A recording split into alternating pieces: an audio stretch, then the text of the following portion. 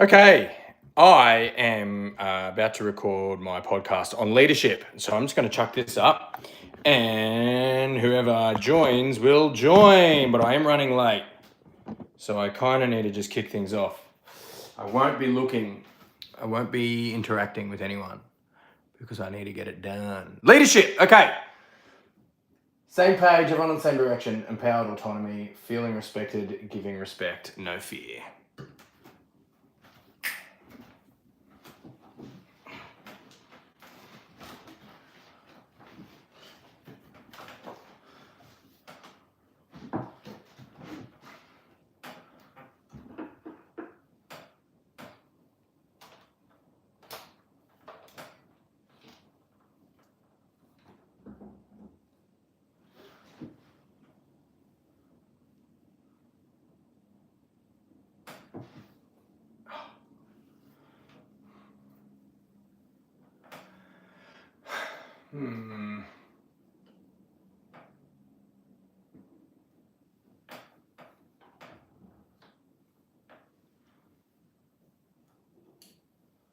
Slightly higher.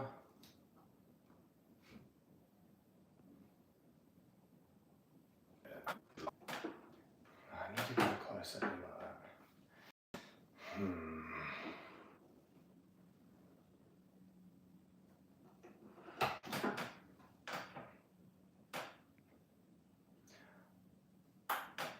Hello, welcome to Seamus Evans show. Today I want to talk about leadership.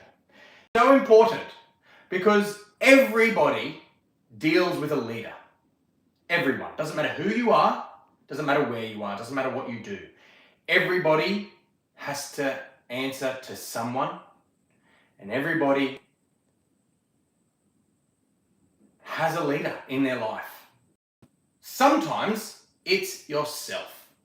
Whether you're in school, you have a teacher, or you have a parent, you have a coach, you have a mentor, whatever. Someone is guiding you, someone is leading you. Could be in the wrong path, could be with negative leadership. It could be someone who's really powerful and beneficial and influential in your life. A leader doesn't necessarily mean someone you look up to. Sometimes you don't choose who the leader is.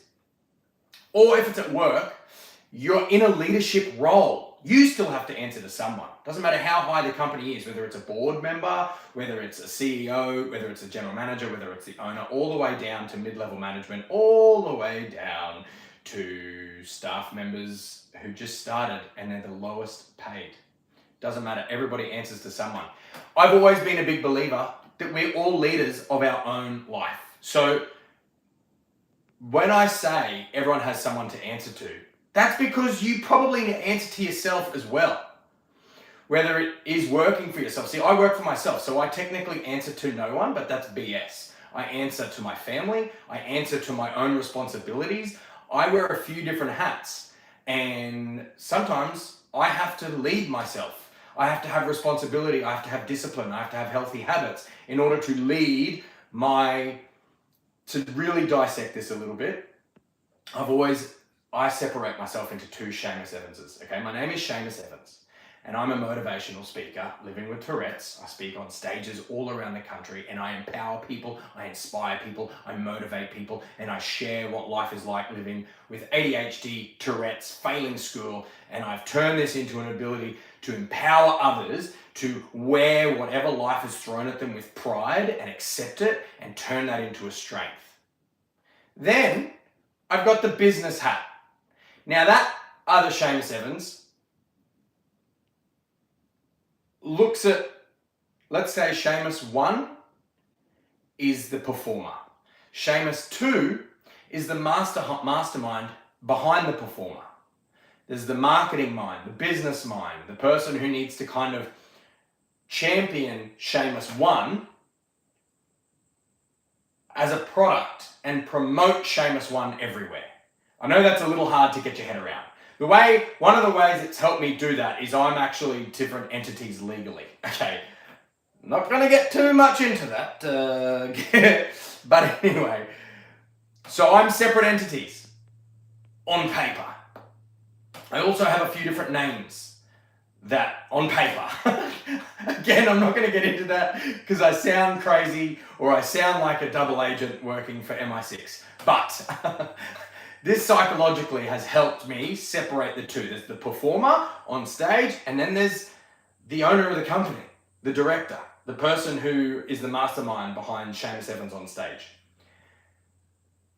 There's always a bit of a battle between the creator, like the creative, and then like the admin person. They're two different people, right? And I struggled for a long time to be both in one, so I had to separate them. So I wear different hats. Anyway, a bit of a tangent there. Let's pull back. Everyone is a leader, and everyone has a leader to answer to. We've all had situations where we've been led in the wrong direction, where we've had horrible bosses, horrible managers, horrible teachers, horrible parents, horrible coaches, horrible mentors, and people we look up to treat us poorly. We've all been in those situations, okay? And we've all, I hope, had at one stage great leadership. I love looking into leadership because there's something I found out many years ago that some people are natural born leaders and some people improve their ability to lead. But everybody can be a leader, okay? Sometimes it comes naturally, sometimes it requires habits and skills and learning. Now, because for so long I thought I was an idiot, and I still am, but I thought academically, because I failed school, I was dumb and I didn't have much to offer, and it really lowered my self-worth. But since being an adult and teaching myself how to read as an adult many years ago, after school, teaching myself, educating myself on topics that I'm interested in, etc., I have actually found I am a natural born leader. I have natural instincts for leadership, but I've never really had opportunities to be a leader because I wasn't a standout student. I was never given those opportunities. And then when those opportunities naturally came up, I did really well. Then I also made a lot of mistakes.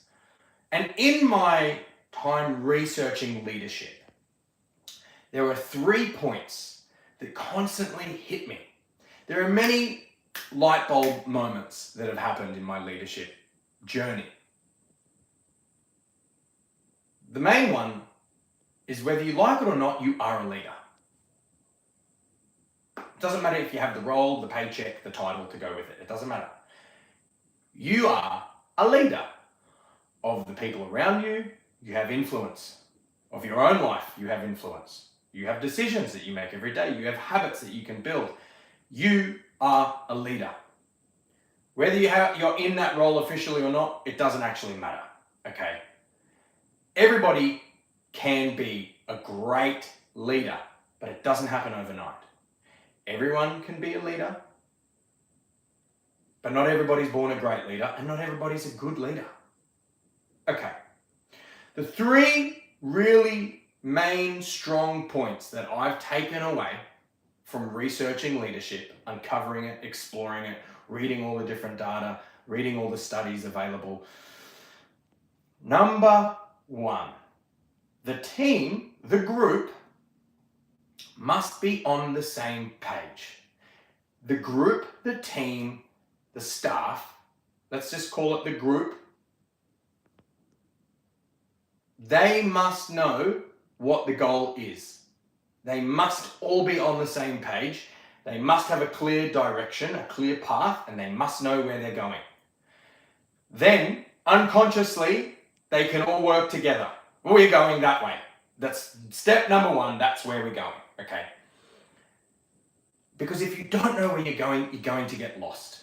If you're looking down at your feet, working out how to take one step at a time, you're going to get lost. You won't go in a straight line. I remember watching a movie many years ago about this guy who was lost in the desert. And he thought he was walking in one direction because he was watching the sun or whatever. There was no real landmark to tell where he was walking. And he was walking for a whole day. And as he was walking, he looked down and he saw his own footprints. In a 24-hour period, he had done a giant loop in the middle of the desert, boiling hot, no water, towel on his head, like burnt. If you don't know where you're going, you are going to get lost. And more likely, you're going to stop. You're not going to go. You're going to stop too early because you can't see the finish line. So everybody's got to be on the same page. That's step number one. Step number two, they have to feel empowered. Your team, your group, your class, your staff, whatever it is, they have to feel like they can bloody do it. You have to, as a leader, you have to learn to inspire. You have to learn to motivate. You've got to learn to empower. And that can be a very difficult thing because when people become leaders, they become a boss, they become a manager, they get a little bit of a bump in a pay rise, they get a special title, they wear a suit, they're given in a separate office, whereas everyone's out there, but I'm the boss, so I sit in here. What happens is it goes to their head, and what comes easy is aggression and just telling people what to do. And if they don't do it, you yell at them or you punish them. And this is an old practice that humans have been doing since the birth of time. Like I'm reading the Bible at the moment, and in that it's got slavery, right? And this is early. This is in Exodus. This is early days between Egypt and Israel. Now, I'm not going there. But what I have learned, slavery and a boss whipping people has been behavior that humans have been doing forever. And we know it doesn't work. That gets the wrong result. It gets short-term, quick results. It will get a job done, but not in the long run. Your slaves, your staff, your team will suffer. They will burn out. They will run to an end quick. So you have to learn how to inspire, how to motivate, and how to empower. Now, what I was mentioning earlier about it's very easy as a human being to get an ego, okay? Especially if they don't have a leadership ability or if they haven't accrued enough experience, skills, or reps on how to actually be a leader, a good leader.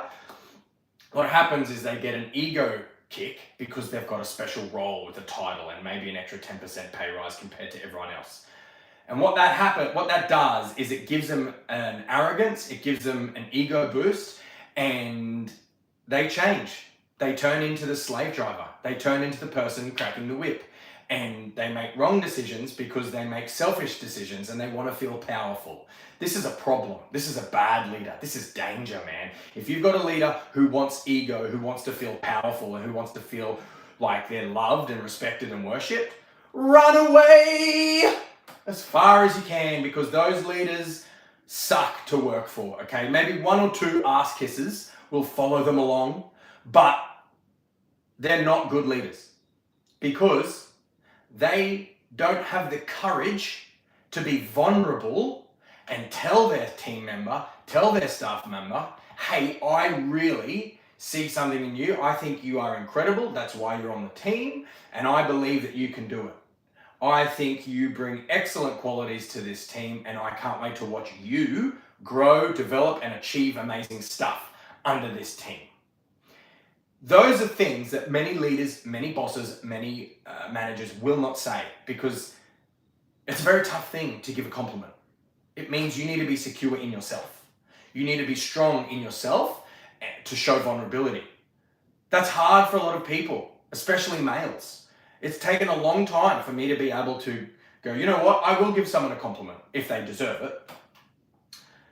Because for some reason, as a guy, it makes you feel like you're weak. And as men, we have this thing of don't cry. It shows weakness. Don't be sad. It's weakness.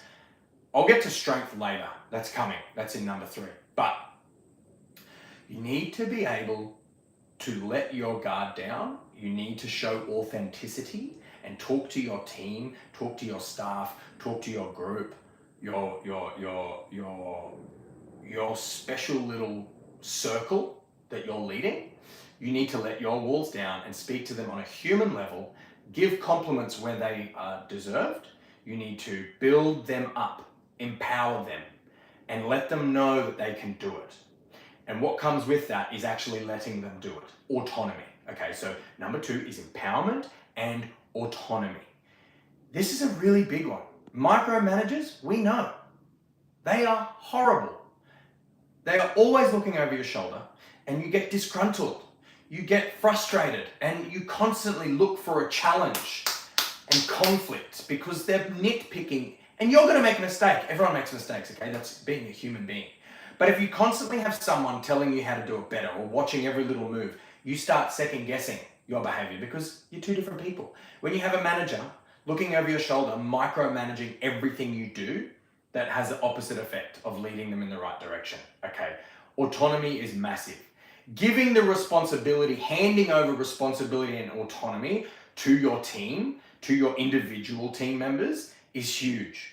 Because what happens to grow in confidence, you need to show your own capabilities. So if you do something once, you become more confident in doing it again and again and again. And so when you give someone autonomy, then they start feeling confident in their decision making because they've already done it.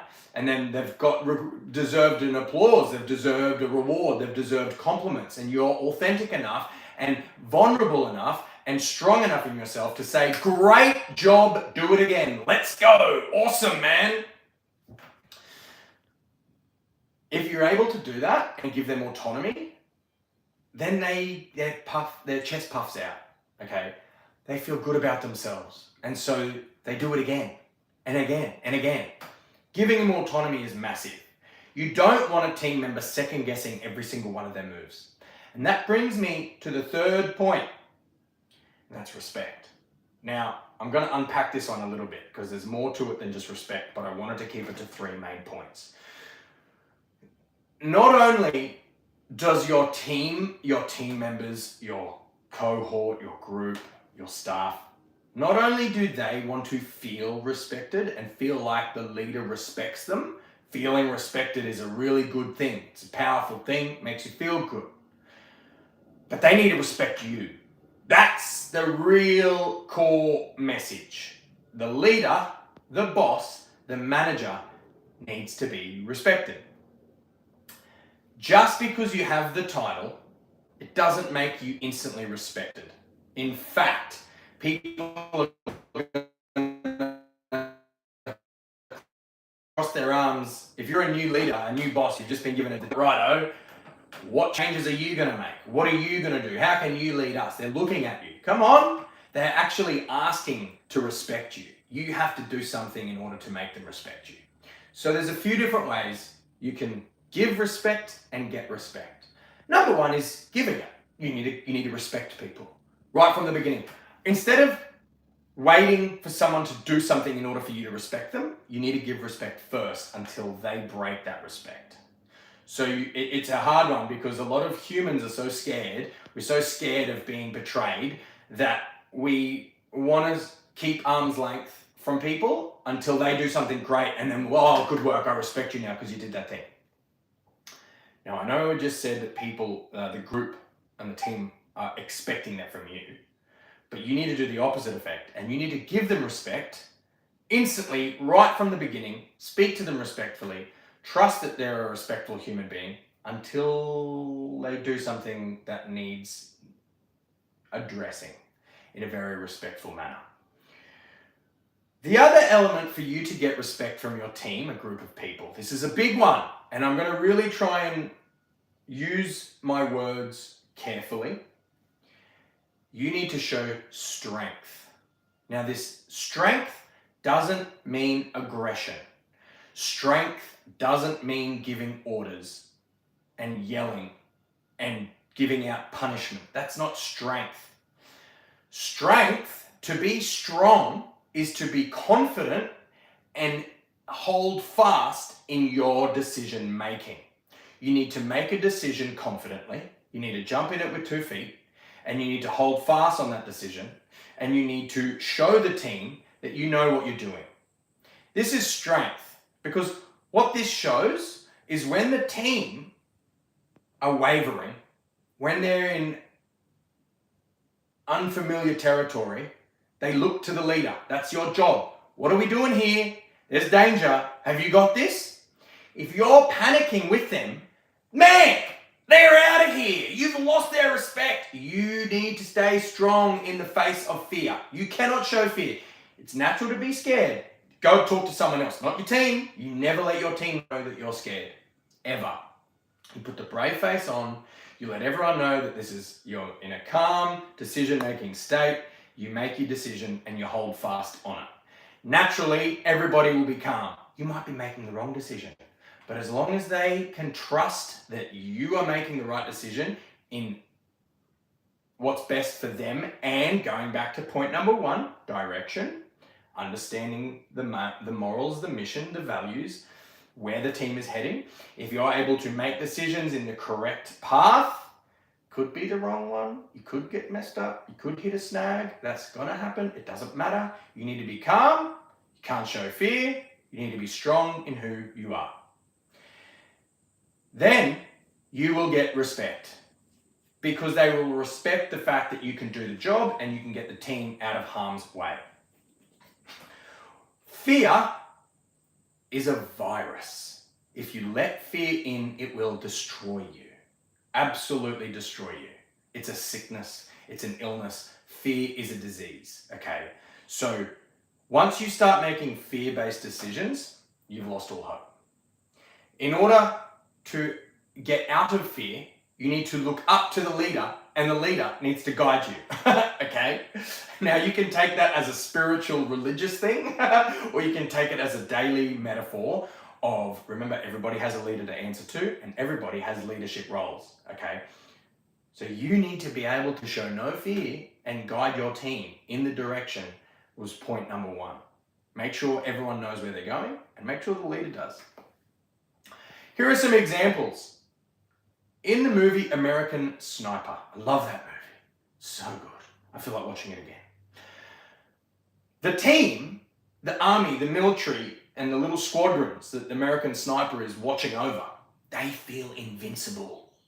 They feel like they have a superhero on their side. They actually started to believe that they were invincible, and they were actually going and doing missions that were a little bit risky, but they felt they had the protection of the sniper, the American sniper, watching over them. Okay.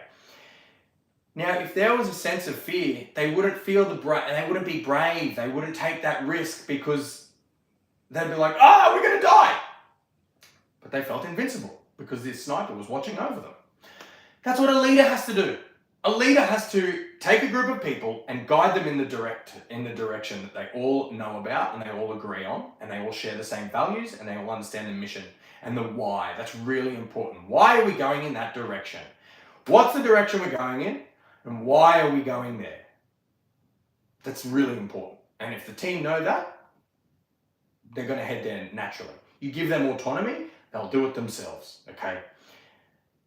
And empowering, saying, "You can do it. I know you can. You are capable. Here, try this little step. Oh, you just did it. Amazing. Let's do it again tomorrow." And every time there's a snag, a snare, you as a leader are able to say, "Don't worry about that. We've got it covered. We've come up with this. We've planned for this. We've got 3 different ways that we can get around this and overcome it. Don't worry. I'll guide you through it." You've got a good leader. So this is just a very quick little episode that I wanted to fully unpack on leadership. And there are only 3 points. There are so many. I run a workshop called Drive Leadership. Direction, relationships, inclusion, values, and empathy. These are 5 really strong characteristics that a leader needs to be a good leader. You need to understand the direction. You need to have great relationships with your team. You need to be very inclusive with skills and skill sets. Also, I acts as intuition. You need to have the confidence to follow your gut and decision making. You need to know your values. This is important. If 2 members of the team have different values, there's going to be conflict. And 5, empathy. Empathy is your ability to just put yourself in someone else's shoes. Where are they coming from? What are they feeling? What's going on in their life? If you're able to kind of do that little stock take when you're talking to someone, when you're leading someone, when you're working with someone, you can make better decisions in the relationship with them. So just to recount the 3 points. Number 1, know your direction. Where the hell are you going? And why are you going there, bro? Number 2,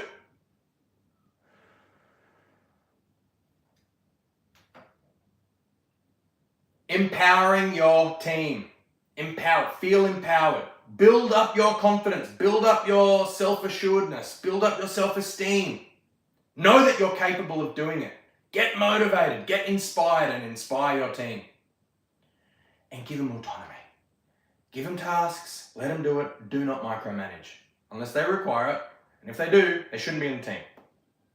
And number 3, really important one, respect your team. Be a human being first and give people the respect that they deserve. And get respect by being strong in who you are and leading them to safety through dangerous waters. You do those 3 things in life, you will be an awesome leader. Hope you enjoyed this episode. If you have any other points on leadership, I'd love to hear from you in the comments section. Please leave a comment. What do you think are the most important aspects of leadership? Or if you've got a really good leader, what did they do that was so good? And if you've had a really bad leader, here is your chance to really throw them under the bus. Have a great day. I had no one jump on.